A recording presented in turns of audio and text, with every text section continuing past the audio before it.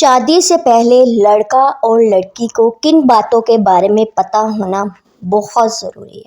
आज हम इस बारे में डिस्कस करेंगे। अस्सलाम वालेकुम my YouTube family, good morning, have a nice day. यहाँ पे हमारी प्यारी सी मॉर्निंग का आगाज़ हो गया है, जो कि होता है स्पेशली नाश्ते से, नमाज रोज़ा, वो हर चीज़ रूटीन की बात कर रहे हैं तो उसमें नाश्ता फर्स्ट ऑफ ऑल चीज़ आती है। आप लोग जो भी करते हो करें, हमारे घर में सब ने मतलब काम वगैरह पे जाना होता है तो इसलिए पराठे ही बनते हैं। आप लोगों के नाश्ते में क्या चीज़ होती है, कमेंट सेक्शन में मुझे ज़रूर बताइएगा। तो जी हम अपनी बात करते हैं। अच्छा, शादी हो गई है, शादी से पहले की बात करते हैं, लड़का लड़की।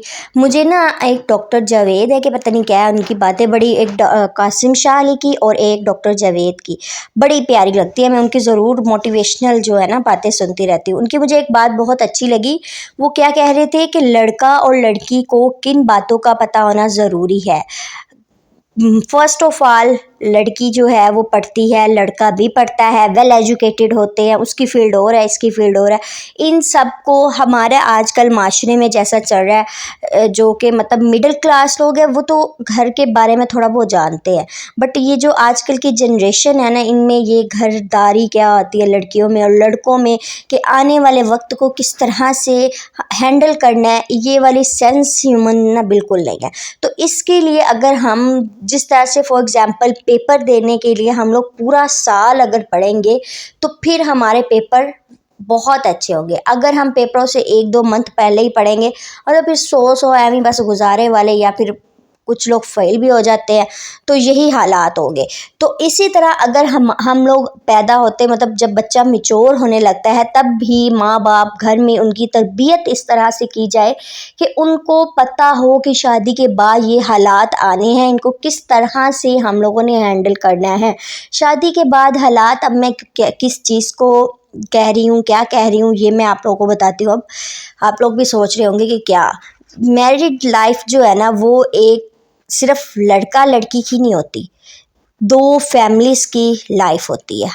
अच्छा, अगर लड़की के पॉइंट से देखा जाए कि लड़की को शुरू से इस थोड़ा सा हौसला, सब्र, बर्दाश्त की अगर उसके अंदर पैदा की जाए ना, मतलब उसको तरबियत इस तरह से दी जाए कि जिस बात को बर्दाश्त करना है, हर बात पे ज़िद नहीं करनी, हर बात पूरी करने वाली नहीं होती, हर बात को गुस्से के साथ ट्रीट नहीं किया जाता, तो आने वाले वक्त में इन फ्यूचर जब वो अपने ससुराल में जाती है, तो अगर उसकी शुरू से ट्रेनिंग इस तरह से हुई हुई है ना, तो फिर वो उसके लिए अगले तौर तरीक़ों में ढलना मुश्किल नहीं होगा। फॉर एग्ज़ाम्पल अगर उसको इन चीज़ों का अनुभव बिल्कुल नहीं है, ठीक है, वो नंद के साथ हो जाती है बहस, सास के साथ बहस हो जाती है, तो वो उसके मतलब मामलात, लड़ाई झगड़े, बदतमीज़ी की तरफ आने की बजाय अगर उसको पहले ही बता दिया जाए कि थोड़ी सी बातों को बर्दाश्त करना है। हाँ, एक लिमिट होती है, ठीक है, एक जो रेड लाइन होती है उसको क्रॉस नहीं होने दे। बहुत सारे ससुराल फैमिलीज़ ऐसी होती हैं जो कि बहुत ही बुरे बिहेवियर करते हैं, कोई गलती ना होने के बावजूद भी, बट इस बात का भी उसको दे कि कब आप लोगों ने बोलना है। रेड लाइन जब क्रॉस हो जाए तब आपने बोलना है। घर में कुछ गलत हो रहा है तो आपने बोलना है, बट ये नहीं कि आपने हर बात पे ही फजूल बोलना है, नहीं, हर चीज़ को एक तरीके के साथ देखा जाता है, ठीक है। तो इसी तरह लड़कों में भी यही, जिस तरह अब लड़के चाहते हैं ना कि उनकी जो घर आने वाली है, क्या कहते हैं, वो हमारे माँ बाप की बहुत ही वो करे, इज़्ज़त करे, रिस्पेक्ट करे, उनको बोले, इसी तरह लड़की भी चाहती है। और लड़की को भी चाहिए कि लड़के के जिस तरह वो चाहती है कि लड़का उसके पेरेंट्स के साथ ट्रीट करे, उसको रिस्पेक्ट दे, उसी तरह ही लड़की पे भी ये आता है। अच्छा, ये तो बातें हो गई घरेलू हालात को देखने की। अब हम फाइनेंशियली देखें तो शादी के बाद बच्चा हो गया, अब उसको किस तरह से ट्रीट करना है, एक लड़की को अगर पता ही नहीं है। ये बात गलत है कि जब सर पे पड़ती है तब सब कुछ हो ही जाता है। यार, वो गुजारा करना या फिर मुश्किल से टाइम गुजारना वो तो हर कोई कर लेता है। ये इतनी कोई ज़ोर की आंधी आ गई ना, अभी मैं सफाइयाँ करके हटी थी और आंधी आ गई, अभी ये कोई 2 बजे के करीब ना हर तरफ मिट्टी मिट्टी उड़ रही है।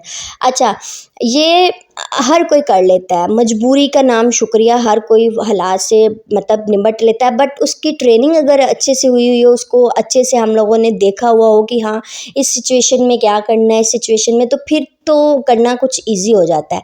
इसी तरह जब बच्चा पैदा हो तो किस तरह से लड़की ने उस बच्चे को संभालना है, घर में उसकी टेक केयर करनी है, सेम इसी तरह लड़के को इस बात का पता होना चाहिए कि उसके ऊपर जिम्मेदारियाँ, पहले तो सिर्फ वाइफ थी, अब उसके बाद एक बच्चे की भी जिम्मेदारी, एक बच्चा, दो बच्चा, जितना मतलब जो एक फैमिली बन गई है, उसको जिम्मेदारी को किस तरह से हमने क्या कहते हैं हैंडल करना है। ओके हो गया, मतलब कि इन फ्यूचर अगर लड़की को ज़रूरत, इतना इंडिपेंडेंट, मैं पिछली वीडियोस में भी कहती हूँ, लड़कियों के ऊपर ज़्यादा जोर डालती हूँ कि इंडिपेंडेंट होना चाहिए, क्योंकि कल को इन फ्यूचर आपके हस्बैंड को अगर आपकी ज़रूरत पड़ती है, ऐसे हालात नहीं रहते, तो आप उसको उसके साथ खड़ी हो सके, ना कि आप सिर्फ उसके मुंह की तरफ ही देखते रहे। वो बेचारा भी क्या, जितनी महंगाई चल रही है ना आजकल के दौर में, जितने घर के फ़र्द है उतना ही कमाए तो क्या कहते हैं गुजारा होता है। ये मेरा व्यू पॉइंट है और ये 100% रियल बात है। जिनकी जायदादें हैं वो बात छोड़ो, उनका तो कहने क्या है। जो आजकल मिडिल क्लास या फिर जायदादों वाले भी ना, जब तक कमाएंगे नहीं ना उनके पास नहीं आएगा, ठीक है। तो इसलिए अपने माइंड में अपने बच्चों के, लड़की हो या लड़का, ये बात सेट कर दे कि आपकी फैमिली होगी, आप उनको इस तरह से हैंडल करेंगे। अगर उनकी थोड़ी बहुत प्रिपरेशन है, इस तरह से ट्रेनिंग हुई होगी ना, तो उनके लिए लाइफ को जीना मुश्किल नहीं होगा, आसान होगा। तो ये लाड प्यार अपनी जगह, बट इस चीज़ की भी थोड़ी थोड़ी बच्चों को पॉलिश करते रहा करें, हर टाइम नहीं, थोड़ा थोड़ा मतलब टाइम के साथ। कि तुम्हारा, हाँ, लड़का आया बाहर आवारागर्दी करता है, उसको थोड़ी सी मतलब प्यार से तरीके से समझाए कि कल को तुम्हारी शादी होनी है, बच्चे होने हैं, उनको किस तरह से तुम हैंडल करोगे, थोड़ी तैयारी कर लो, थोड़ी मतलब। अब देखो, मैंने पहले एग्जांपल दी, पेपर देने के लिए हम शुरू से अगर पढ़ते आए खुद को थोड़ा थोड़ा करके, तो वो एट द एंड हमारे अच्छे मार्क्स आते हैं। अगर हम फ़ौरन से सडन से बर्डन डाल दे अपने दिमाग के ऊपर, तो क्या पढ़ा जाता है, इतना ख़ास नहीं पढ़ा जाता, बस सरसरे गुजारी वाला, पासिंग वाला। पासिंग वाली ज़िंदगी जीनी है तो क्या फ़ायदा यार, टॉपर बन के जियो, लोग आपकी मिसालें दे, पता लगे कि हाँ भाई वो फ़लाँ बंदा था, उसने क्या कमाल की अपनी बीवी के साथ बॉन्डिंग थी, अपने बच्चों को क्या तरबियत दी हुई थी, आहा हा। मतलब इस तरह से अपनी लाइफ गुजारे, जीने के जिए नहीं, बल्कि ज़िंदगी को जिए, गुजारे के लिए नहीं जिए, बल्कि ज़िंदगी को जिस तरह से आपको दिए, ज़िंदगी एक दफ़ा मिलनी है, इसको अच्छे तरह से गुजारे, खुशी खुशी गुजारे। आई होप सो कि मेरी बातें आप लोगों को समझ आई होगी कि इंडिपेंडेंट होना दोनों का ज़रूरी है।